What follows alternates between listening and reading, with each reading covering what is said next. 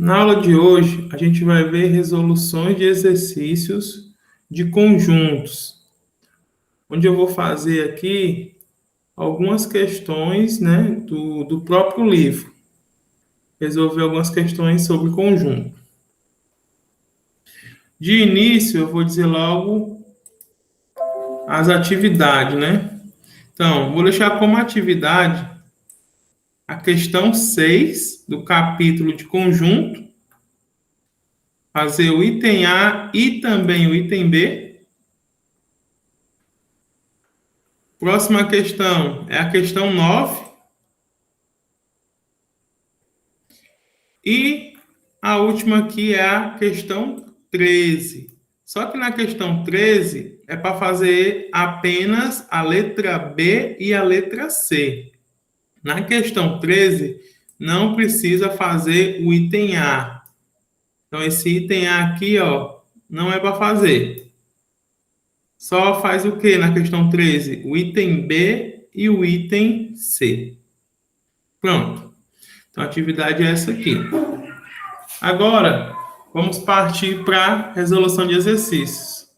Então, aqui, a gente tem aqui a questão 5, né?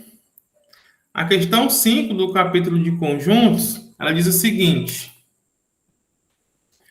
sejam A e B conjuntos tais que a união entre eles dois é igual à interseção deles dois.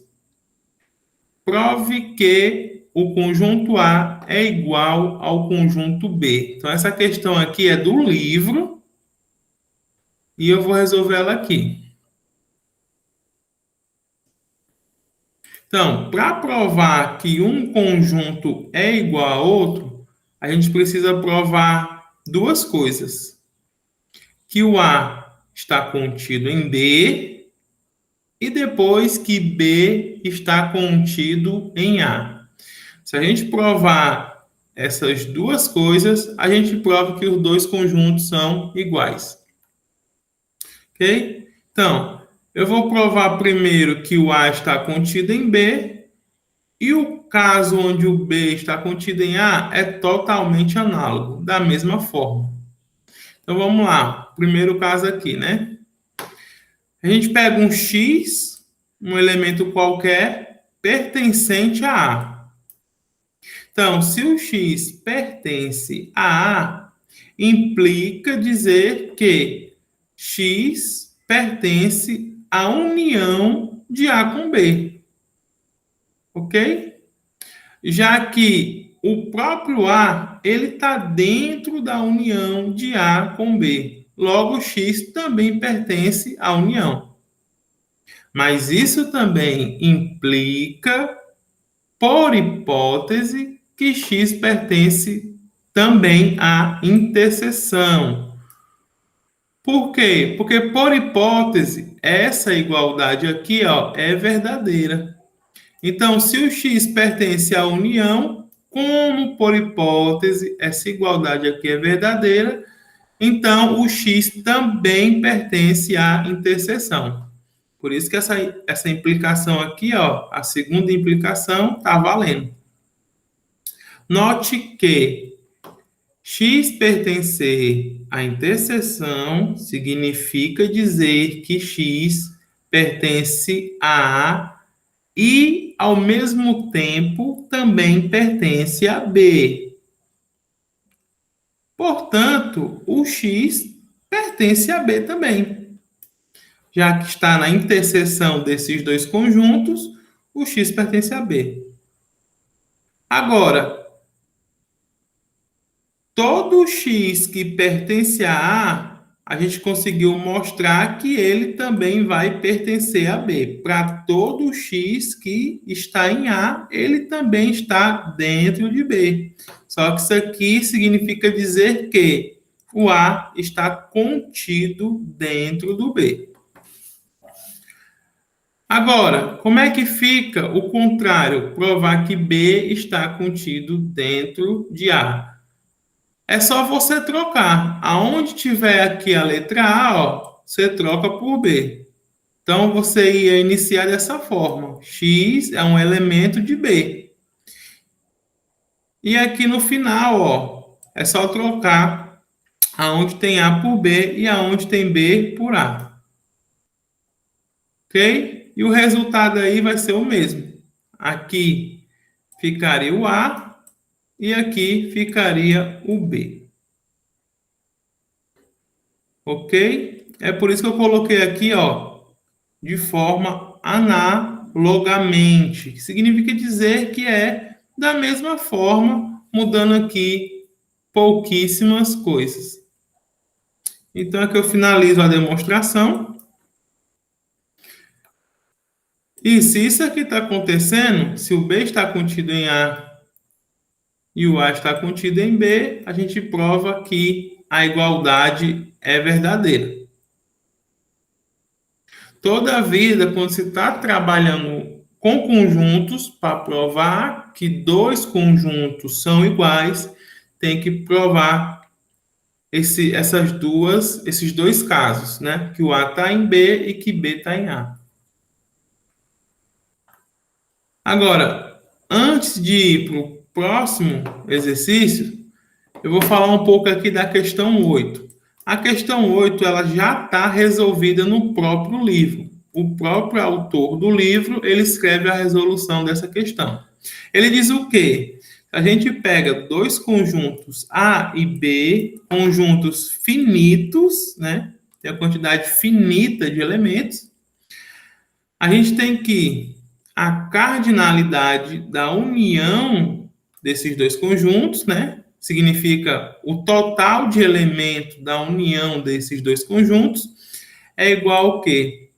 Total de elementos de A, total de elementos de B, subtraído aí, ó, do total de elementos da interseção. Isso aqui é um resultado que a gente vê lá no ensino médio, né? Só que o livro aqui, ele demonstra por que esse resultado vale. Isso aqui está no livro texto, eu não vou fazer. Só coloquei aqui porque eu vou usar para provar a próxima questão agora, que é o caso de ser o elemento, total de elementos de três conjuntos, que é o A, B e C. Então, aqui, ó, a gente tem três conjuntos finitos e quer provar isso aqui, ó. Total de elementos da união dos três, a gente pega o total de elementos de cada um individualmente, soma. Depois subtrai o total de elemento da interseção deles tomados de 2 a 2. Ou seja, o A com B, o A com C e o B com C. E, por fim, adiciona a interseção de todos eles, de A, de B e de C. Note que aqui o sinal vai se invertendo, ó. Começa com adição, depois vai para subtração, quando pega os conjuntos 2 a 2, depois passa para adição, quando pega os conjuntos, todos eles, né? Todos os três. Então, vamos provar isso aqui. Para provar, a gente vai precisar do caso anterior, que é quando é dois conjuntos só. Então, vamos lá. Então, vamos começar aqui. Total de elementos da união dos três, né? O que eu fiz aqui? Eu isolei aqui, ó, no parênteses, o A união com B. E até escrevi de azul. Por que eu fiz isso? Porque aqui eu vou tratar não como três conjuntos, mas eu vou tratar como dois conjuntos. Esse cara aqui todinho, eu estou enxergando ele como um único conjunto só, e não dois. E assim aqui o total, ao invés de a gente ver 3, a gente aqui só vê 2. Por que eu estou fazendo isso? Porque quando a gente tem aqui dois conjuntos, esse e esse aqui, a gente pode usar o resultado anterior, que diz o quê? Que o total de elementos da união de dois conjuntos é o quê? Total de elementos deles individualmente e subtrai pela interseção deles dois. Então, isso aqui já é o Resultado daí da questão anterior, questão 8. O que a gente vai fazer agora? Vamos aplicar novamente esse resultado aqui, ó. Porque aqui eu também tenho dois conjuntos. Agora aqui a gente vê como dois conjuntos. Então aqui eu tenho o conjunto A e o conjunto B. Estou encarando aqui essa união de dois conjuntos. Justamente para usar novamente o resultado anterior, a questão 8. Então aqui vai se transformar nisso aqui, ó. Total de elementos de A, de B, individualmente, subtraindo aqui a interseção deles dois. Então, aqui essa parte aqui, ó. Total de elementos do C, só repetir aqui embaixo.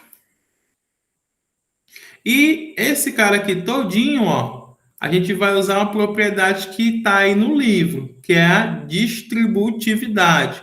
A gente vai distribuir aqui, ó. Então, vai ficar o BC, né? B interseção com C. Então, tá aqui, ó. E B interseção com A. Então, tá aqui, ó. E a operação que fica aqui no meio é a mesma operação que tá aqui, ó. A união. Então, vamos para frente. Chegando nessa parte aqui, o que a gente faz? Eu repeti todo mundo, os elementos de A, aqui, repeti aqui os elementos de B, repeti aqui os elementos de C, repeti aqui, ó, a interseção de A com B, e o que sobrou aqui foi a união. E a união aqui, ó, a gente vai encarar de novo esse aqui como um conjunto só, por isso que eu coloquei o parênteses em azul, e esse aqui também como um único conjunto só. Por isso aqui eu botei o parêntese. Por que eu estou fazendo isso? Porque a gente sabe, novamente, da questão 8, que quando é a união de dois conjuntos, e apenas dois, a gente pode usar aquele resultado. Então, é por isso que eu vou encarar essa dupla aqui como sendo um único conjunto. Então, o que a gente vai fazer? Vai usar o resultado da questão 8. Elementos de A interseção com C, esse aqui. Depois, elementos de B interseção com C, que é esse aqui. E depois, pela regra lá da questão 8, a subtração da interseção deles dois. A interseção com C, aí vem a interseção, isso aqui é da fórmula da questão 8, B interseção com C. E esse menos aqui, ó, fora do colchete, é esse mesmo menos que está aqui. E agora é só organizar. Aqui mesmo já finalizou. Agora aqui é só organizar. O NA está aqui, o NB aqui, NC aqui, menos a interseção de AB, tá aqui. Aí aqui a regra do sinal, ó, menos N de A interseção com C, tá aqui. Aqui vai ficar negativo com positivo aqui, ó. Fica menos N B interseção com C, tá aqui. E por último, negativo com esse negativo aqui, ó. Dá positivo. Agora, note aqui dentro do parênteses, ó, a interseção de todo mundo. Como eu tenho interseção de C, aqui, ó, de C com C, a interseção de C com C é o próprio C. Então, esse C que está se repetindo, a gente pode apagar. Então, fica só as três letras. A, interseção B, interseção C.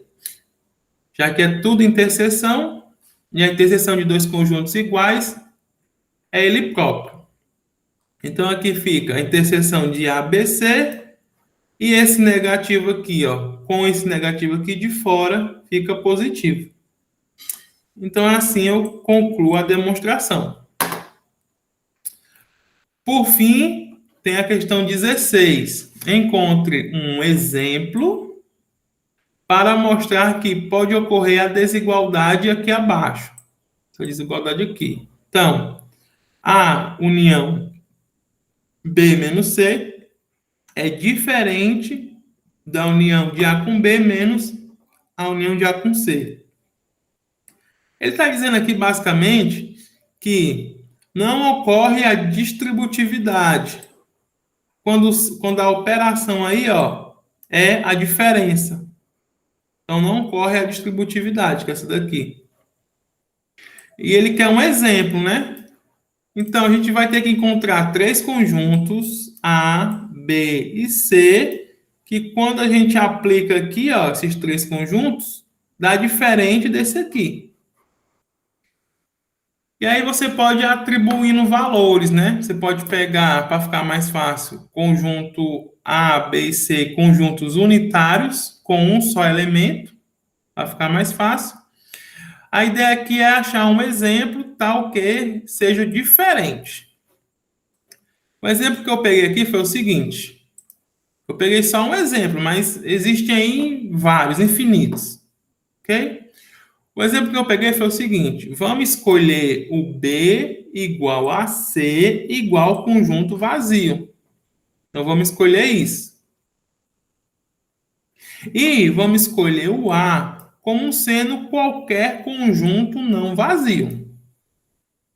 Então, como é um exemplo, a gente pode atribuir aí elementos para cada um desses conjuntos, em busca de que dê aqui, ó, resultados diferentes. Então, eu escolhi aqui B e C, ambos conjuntos vazios. Eu posso fazer isso, tenho liberdade. E eu escolhi o A como um conjunto qualquer, desde que não seja o próprio conjunto vazio. Agora vamos fazer o seguinte. Vamos fazer aqui o lado esquerdo, né? Vamos ver aqui o que é que dá isso tudo aqui nessas escolhas que eu fiz. Então, vamos lá. Eu vou começar aqui pelo lado esquerdo, né? Que é esse lado aqui, ó. Lado esquerdo. Então, eu tenho A união B menos C. Esse menos aqui, ele significa o quê? São todos os elementos que pertencem a B, porém, não pertencem a C. É isso que significa esse sinalzinho aqui de menos. Então, vamos lá. Como o B é vazio e o C é vazio, então eu substituí aqui, ó. Agora, essa diferença aqui me diz o quê? São todos os elementos que pertencem ao vazio, mas que não pertencem ao vazio. Ora, não existe isso. Não existe um conjunto onde os elementos estão no vazio e não estão no vazio. O único conjunto que satisfaz isso é o próprio conjunto vazio. Então, a diferença aqui desses dois é o próprio conjunto vazio. E agora, a união de A com vazio dá o próprio vazio. Então, aqui a gente encontrou o resultado dessa parte aqui. Então, isso tudo aqui, nesse exemplo aí que eu escolhi, dá o A. Agora, eu vou fazer esse outro lado aqui. Então, vamos lá. A união com B menos a união com C. Aqui o B é vazio e o C é vazio. Então, a união com vazio é o próprio vazio. E aqui, novamente, também dá A. Agora, note que, de novo, X pertence a A, porém X não pertence a A. Então, isso aqui é uma contradição. Logo, o único conjunto que satisfaz isso é o próprio conjunto vazio. Então, aqui ficou conjunto vazio. Agora, esse lado esquerdo ficou A e esse lado direito é vazio. Porém,